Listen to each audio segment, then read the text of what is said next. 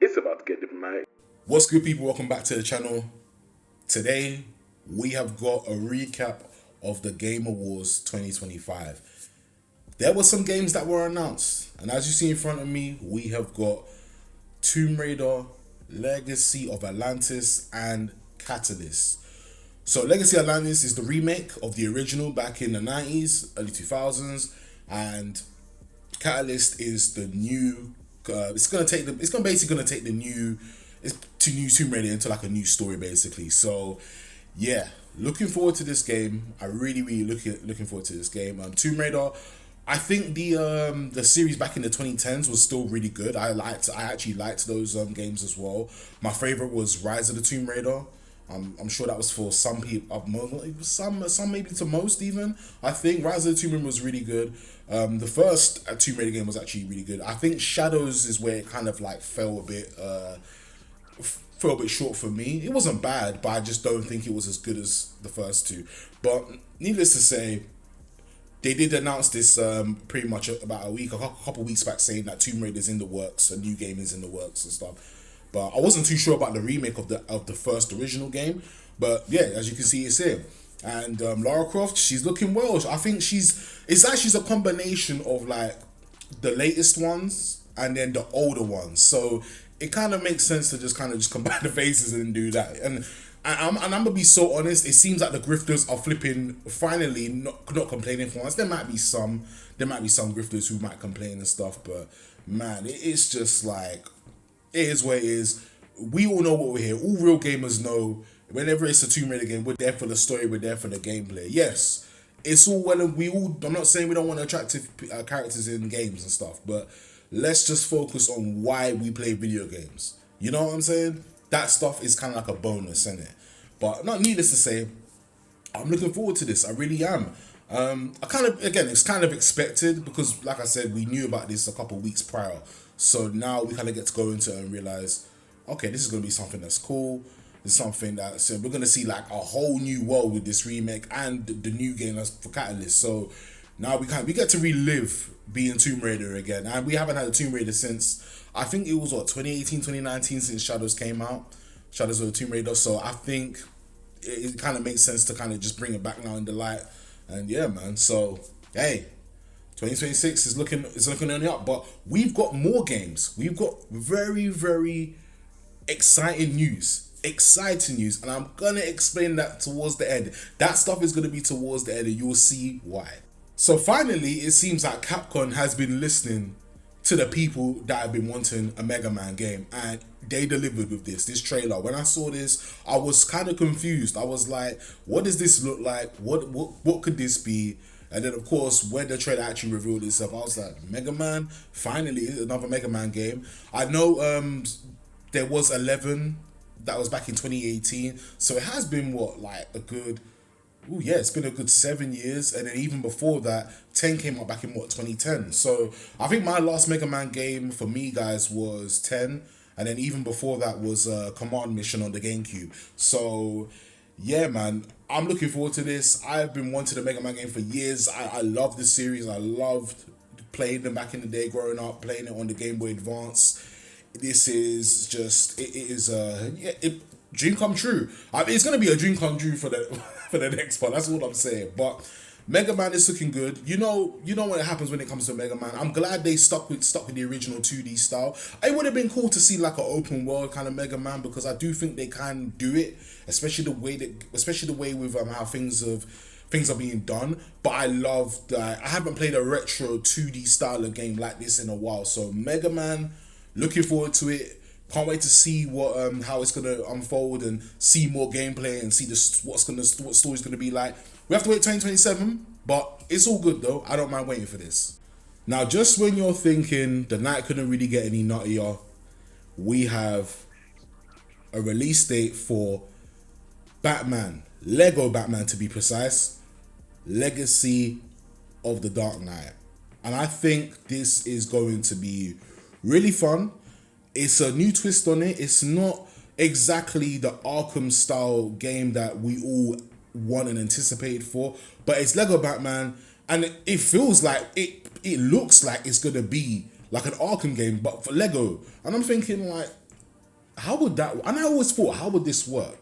How would this actually work? But it's definitely seems like it's gonna work, and it's gonna be a lot of fun. Lego Batman is a lot of fun. If you know about the Lego games, guys, you know already that Lego games are a lot of fun. Star Wars Lego was one of them. Indiana Jones. So we're gonna get a lot of fun with this, and I'm glad that DC are making more DC games now, because now we get to experience like Batman again. But I want them to expand on other games. I do really want them to expand on it, because I feel like, as much as I love Batman and everything, we do want to see more DC games now. And I'm glad that James Gunn is saying, well, hey, look, we need more games. I'm glad he's saying that, because before they weren't trying to put out any other games but maybe the Injustice stuff. And it's cool.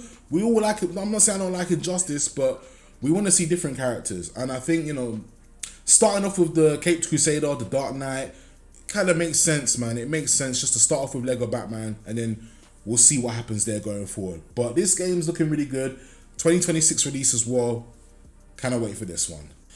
It's not a Game Awards appearance without the one and only Remedy. So it looks like Control is making a return next year or so, and I think that I'm looking forward to this. I do need to finish Control 1. Yes, I know. I started playing it back in late 2020, and I never got a chance to really finish it. I think I'm like halfway through. I went back to my save file recently, and I'm kind of halfway through. But I kind of feel like I've been spoiled to it already, because I've played the Alan Wake 2 DLC. So I don't know how that's going to be when I finish Control, but I'm still going to go back and try and finish it and see how the story unfolds and everything. And, I want to see if they've got a teaser for Alan Wake 3, because now that we've got this, there's probably going to be a teaser. As you know, like, if you guys know already, Alan Wake and Control are connected. So it's going to be interesting to see how this story is really going to unfold. Like, Dylan is the main character. It's not going to be Jesse, which was kind of okay. And I think Remedy, they said, a Control 2 wasn't going to happen till like at least 2027, 2028. So I was kind of surprised that they dropped something now for next year. So I'm like, okay, that's all right then, and I'm fine with it. I'm fine with it. I definitely want to know more about Dylan as well, because I feel like I know he's got powers just like Jesse, but his is kind of different, and his experimentation. I want to know what type of experiments they kind of did, and I'm sure Control will take me into a more deeper detailed thing about that. But yeah, honestly, this game looks like it's gonna be one of those. It's not gonna be like a Jessie story where you're running and you're, shooting, you're using her powers just to kind of like move different objects and hit, obviously, those creatures and stuff. I got forgotten those names, but their bodies are so deformed, it's weird. But yeah, it seems like Dylan's gonna be like not hack and slash, but he's got something you can clobber. So actually, I said hack and slash, but here comes the knife. Okay, I'm not paying attention. Just don't mind me. But yeah, honestly, I think this is gonna be interesting. I think Dylan, this is like, it's a walk to New York type of style world, and it's like look, this kind of even gives me the feel of Alan Wake 2. So I'm gonna see what they do with this. Like, look at that block. What is that? But it looks so cool. But yeah, I'm gonna see what happens. I think Dylan's character arc is gonna be very interesting now, because now that we know what Jesse's like, Dylan's gonna be very interesting, because all he's been doing is been trapped in that box. He's been trapped. Experimentations have been crazy on him, and so let's see what this game has to offer. Definitely looks like a good story. The bosses could be interesting, and hopefully we're going to see more gameplay. Now, last but not least, this was my favorite announcement, and this was the first one up. Star Wars Fate of the Old Republic. Now, we already know that Knights of the Old Republic remake is in works. Eclipse is in works. But I did not expect them to come up with another game. Not only that, they're dropping the Galactic Racer as well. So I'm actually kind of like, I'm really happy. I'm so happy that Star Wars is back in the video game media, because, I mean, it's always been there, with Battlefront and other games and stuff. And I know other Star Wars games may not have been up to par, except for like, Star Wars Jedi Fallen Order and Jedi Survivor. But I still believe that video games for Star Wars is where it's at right now. Unfortunately, television and movies, we know what's been happening.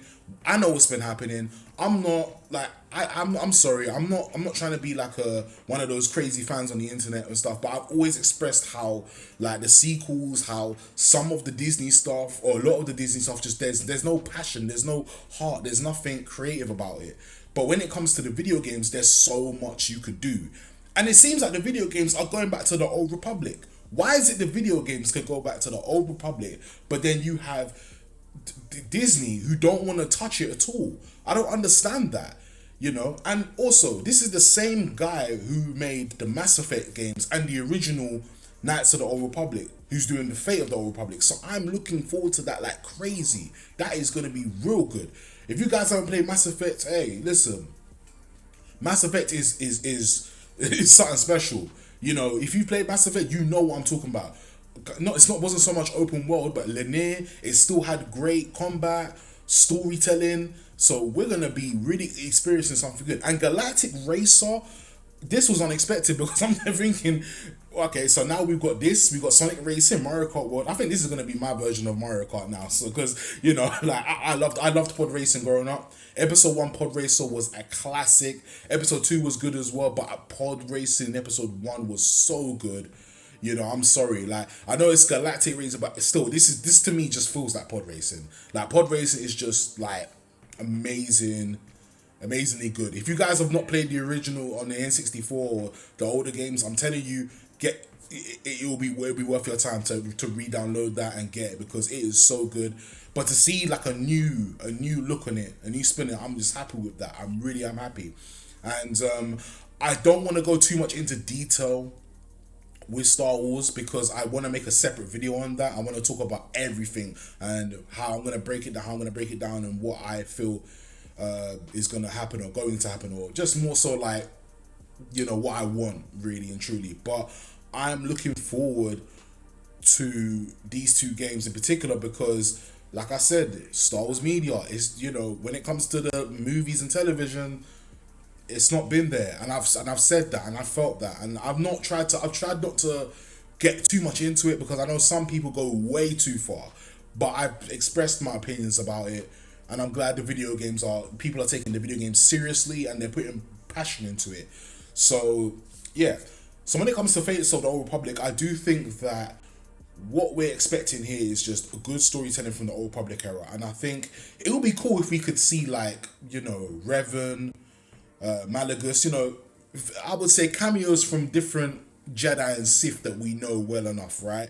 And I think that would be so cool. But I'm gonna save that for the Star Wars video I'm working on. I'm gonna work on that, and then we can really discuss all of those games, right? But yeah, let's just kind of talk about the Game Awards itself. Overall, guys, I was pretty happy with it. I think it's a solid 8.5, 9 out of 10. I don't think it really missed. I know towards the end it showed that live service game that was made by the makers of Titanfall and Apex, which I do like Apex, both of those games and stuff, but I just thought like, why end it on that? But you could have ended it on something better. Like, you know what I mean? That's my only gripe I really had with it.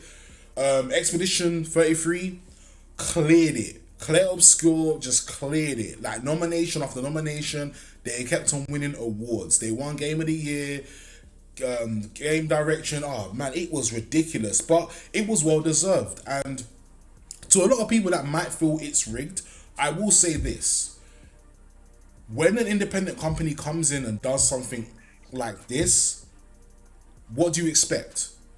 And it sold really well in the first week. Seriously, it did. And again, see me guys, I've not finished Expedition 33, but I finished the first act. And I've got to say, I'm really impressed with it. I like what they're... I'm not even big into RPGs like that, but I try and play them here and there. You guys know, like, I like Final Fantasy, but in terms of other RPGs, I'm very kind of skeptical on. But this one caught my eye. And I thought, you know what? This is actually really good. It's done well. The story, the dialect, everything, the way it's going, I'm like, okay, cool. So when I do finish it, I will happily say like, yeah, this game. But the way it was going, I knew like, yeah, the way it sold, it's gonna win Game of the Year. It's going to. And I didn't expect it. I expected a few other nominations, but I didn't expect it to be like, what was it, 8? I think. Crazy. It was really crazy. So yeah, there were some good games announced, really good games announced. There were some good games that won some awards, and yeah, I think this year's Game Awards was I think it was better than last year, because last year we only saw like trailers for like new games that are coming out later on, and we didn't really see much gameplay. This year we did see teasers obviously, but we also some that had some gameplay as well. So I think yeah, this year was actually really good. I actually enjoyed it a lot more than last year, I will say that. And yeah, you know, I'm looking forward to all of these games, and 2026 is going to be something different. So guys, honestly, be prepared. Get your money ready. Get your money ready. And hey, listen, if any of these games do end up being bad, say we need to say then move on. Try not to spend your time dwelling on it so much, really and truly, because again, like, you know, there's only so much a game can do. If a game's that bad, it is what it is. And I will happily say if any of these games are bad or good or whatever, right? You know, so yeah, with that being said, guys, anyway, that's gonna be pretty much it for the video. Let me know your thoughts, how you felt about the Game Awards and how you felt about the big game reveals and stuff. Don't forget to like, share, comment, and subscribe, and I'll see you for the next one. I'm gone. Peace.